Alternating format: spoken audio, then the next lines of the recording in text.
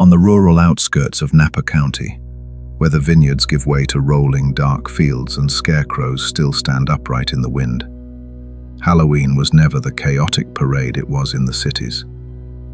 It was quieter, more personal. The kind of place where neighbors weren't just neighbors, they were family. Or at least, they thought they were. On the night of October 31st, 2003, best friends Rachel Mercer and Danielle Cole decided to hand out candy together from Rachel's small farmhouse, just off a lonely county road. Rachel had recently inherited the property from her grandmother, a creaking old house with a wraparound porch and a single flickering porch light. For weeks, she'd said the place felt off, as if someone had been watching it from the fields at night. Danielle laughed it off, told her it was just the wind moving through the corn, and insisted they throw a little Halloween get-together to bless the house with life again. They lit pumpkin candles, set out bowls of fun-sized candy bars, put on a playlist of old horror movie soundtracks to be funny.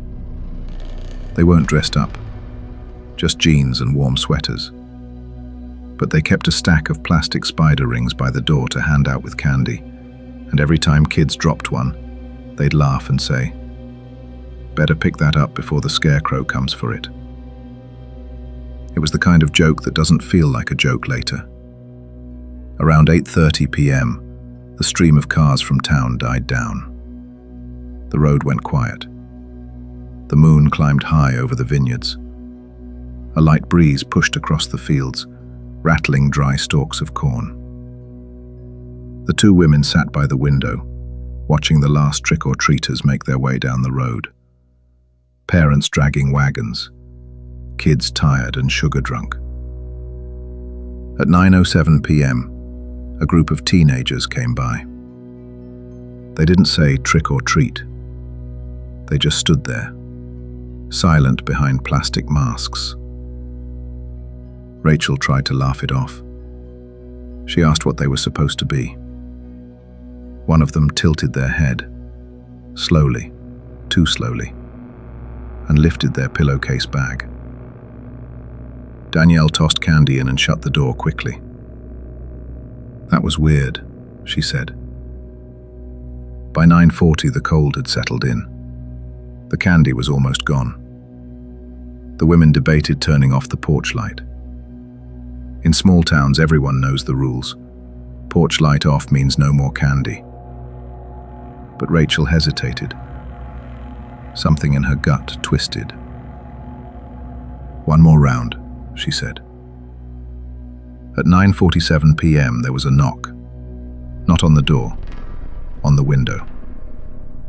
A slow, dragging scrape across the glass, like someone was tracing the outline of the frame with a gloved finger. Danielle stood up, confused. Maybe someone's playing around. She forced a smile. Probably one of those teenagers coming back to spook us. Rachel peeked through the curtain.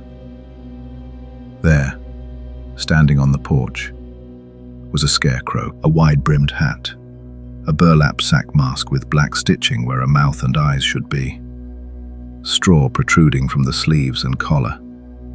It didn't move, didn't tilt its head. It just stood there, silent, facing the door.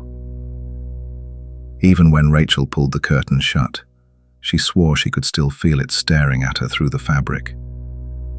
When she opened the door, just a crack, the scarecrow lifted a finger, slowly, silently, pointing to the candy bowl.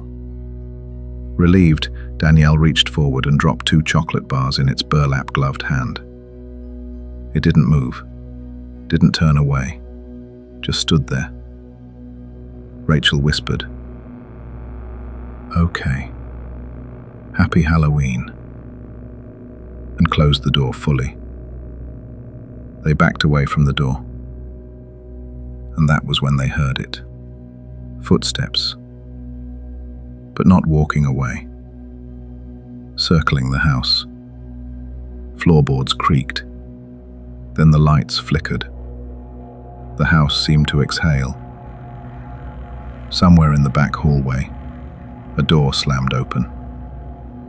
Danielle ran to grab her phone, but the landline was dead.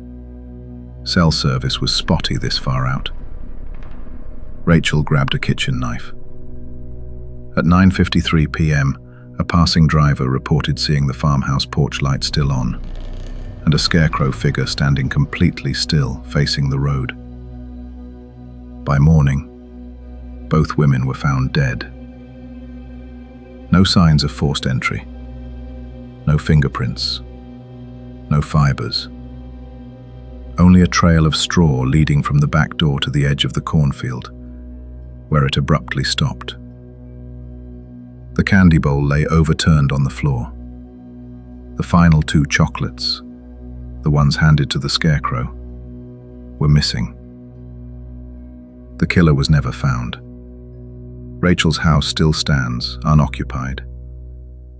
Every Halloween, locals claim the porch light flickers on at exactly 9:47 p.m., even though the electricity has been disconnected for over a decade.